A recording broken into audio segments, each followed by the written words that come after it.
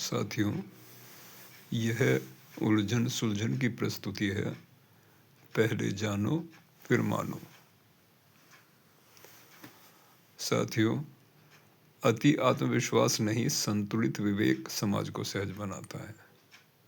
साथियों, सब कुछ स्वयं जान लेने की होड़ कई बार साधारण गलतियां और असहजता उत्पन्न कर देती है। स्मरण रहे साथियों, भूल का एहसास आलोचना से नहीं समझ से कराया जाए तो सुधार स्वतः होता है। सहज संवाद ही कुरीतियों के स्थायी समाधान का मार्ग है। साथियों, शब्दों का सम्मान उनके सही संदर्भ से जुड़ा होता है। वरिष्ठ जैसे शब्द गरिमा बढ़ाते हैं, पर बिना संदर्भ उनका अति प्रयोग अर्थ को क्षीण कर देता है। साथियों, सार्वजनिक संदेश तभी सार्थक जब संबोधन स्पष्ट हो। यदि सब जानते हैं तो आह्वान की आवश्यकता नहीं, और यदि आह्वान है तो उसका उद्देश्य और निवेदक भी स्पष्ट होना चाहिए।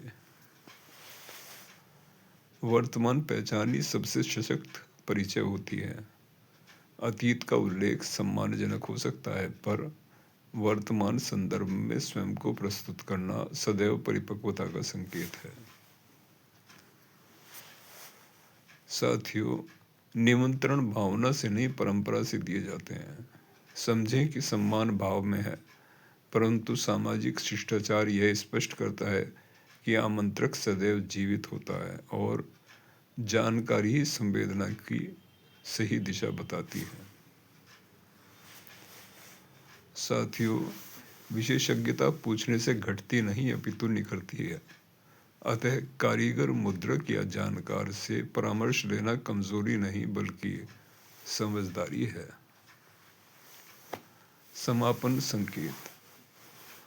साथियों, जब हम ठहरकर सोचते हैं, पूछकर लिखते हैं और समझकर कहते हैं तो पहले जानो फिर मानो केवल वाक्य नहीं बल्कि संस्कार बनता है।